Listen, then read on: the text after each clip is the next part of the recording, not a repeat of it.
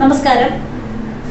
ഇന്നത്തെ നമ്മുടെ അതിഥി എറണാകുളം ജില്ലയിലെ ഇലഞ്ഞി ഗ്രാമപഞ്ചായത്തിലെ മുൻ വാർഡ് മെമ്പറായിട്ടുള്ള, അതായത് സ്വതന്ത്ര സ്ഥാനാർത്ഥിയായിട്ട് മത്സരിക്കുകയും തുടർച്ചയായിട്ട് 10 വർഷം ഒരു പഞ്ചായത്തിന്റെ മെമ്പറായിട്ടിരിക്കുകയും നല്ല രീതിയിൽ ഭരണം കാഴ്ചവെക്കുകയും ചെയ്ത ശ്രീമതി ലീല സുഖവാസാണ് നമ്മളോടൊപ്പം ഉള്ളത്. നമസ്കാരം. അപ്പോൾ 10 വർഷം തുടർച്ചയായിട്ട് ഒരു ഗ്രാമപഞ്ചായത്തില് മെമ്പറായിട്ടിരുന്ന സേവനം അനുഷ്ഠിച്ച ഒരാളാണ്. അതെ. ആ ഭരണകാലത്തെ അനുഭവങ്ങളെ കുറിച്ചും അതിലുണ്ടാക്കിയ നേട്ടങ്ങളെ കുറിച്ചും ഒക്കെ നമ്മുടെ പ്രേക്ഷകർക്ക് വേണ്ടിയിട്ട് പറയാം. തീർച്ചയായിട്ടും 2010 ഞാൻ സ്വതന്ത്രയായിട്ട് 2ാം വാർഡിൽ നിന്നും ജയിക്കുന്നത്. അപ്പോൾ അവിടെ ജയിച്ചു കഴിഞ്ഞ് ഞാൻ ചെല്ലുമ്പോൾ ഒട്ടനവധി സ്ഥലങ്ങളിൽ സാധാരണക്കാർ താമസിക്കുന്ന ഇടങ്ങളിലൊന്നും കുടിവെള്ളമില്ലായിരുന്നു. അതുപോലെ ഒരു നടപ്പ് വഴി പോലും ലഭ്യമല്ലാതെ വിഷമിച്ച ആ അവസരത്തിലാണ് ഞാൻ ചെല്ലുന്നത്. പിന്നെ അതുകൂടാതെ പട്ടികജാതി പട്ടികവർഗ വനിതകൾക്ക് ഒരു സ്വയം തൊഴിൽ കേന്ദ്രം നിർമ്മിച്ചു.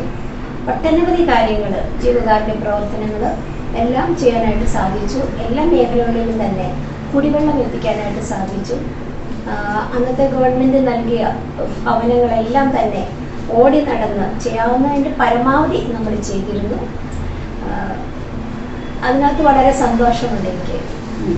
അതുപോലെ തന്നെ ഒട്ടേറെ പുരസ്കാരങ്ങൾ, അവാർഡുകൾ ഒക്കെ കിട്ടിയിട്ടുണ്ടെന്ന് പറഞ്ഞു. അതിനെപ്പറ്റി ഒന്ന് തീർച്ചയായിട്ടും ലഭിച്ചിട്ടുണ്ട്. ഞാനൊരു 40 വർഷത്തോളമായി പൊതുഫീൽഡിലായിരുന്നു. എങ്കിലും ശക്തമായ ഒരു പ്രവർത്തനം തുടങ്ങിയത് 36 വർഷം ആയി. ആദ്യമായിട്ട് ഞാൻ കല്യാണം കഴിഞ്ഞു കുരുമലയിൽ എത്തുമ്പോൾ അവിടെ കുട്ടികൾക്ക് ഒരു നഴ്സറി സ്കൂൾ വിദ്യാഭ്യാസം പോലും ചെയ്യാൻ സാഹചര്യങ്ങളില്ലായിരുന്നു. അതിന് മുൻകൈ എടുത്ത് പ്രവർത്തിച്ചു. ഒരു മഹിളാ സമാജം രൂപീകരിച്ചു. അതിൻ്റെ കീഴിൽ ഞങ്ങൾ 10 വനിതകൾ ചേർന്ന് നഴ്സറി സ്കൂൾ ഉണ്ടാക്കി. അത് പിന്നീട് നമ്മൾ അംഗൻവാടിയാക്കി. താഴെ ഒരു കുടിവെള്ള ടാങ്ക് ഉണ്ടായിരുന്നു. അതിനകത്ത് വെള്ളം സ്റ്റോക്ക് ചെയ്യുന്ന സംവിധാനം ഇല്ലായിരുന്നു.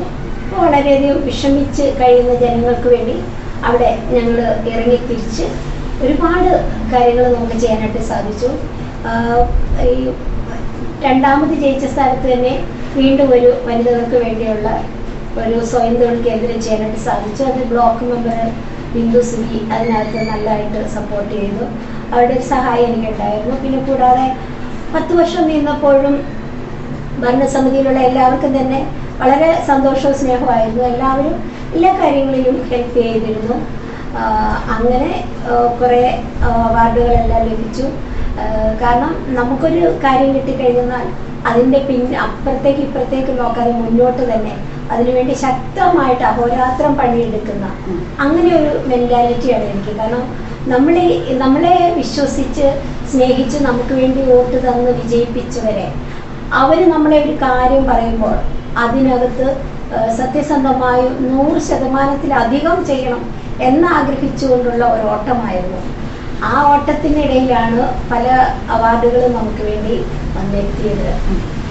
അതിൽ ഏറ്റവും അറിയപ്പെട്ടത് മലയാള മനോരമ അവാർഡ്. ഏറ്റവും സാമൂഹിക സാംസ്കാരിക രംഗങ്ങളിൽ പ്രവർത്തിക്കുന്ന മികച്ച വീട്ടമ്മ പുരസ്കാരം.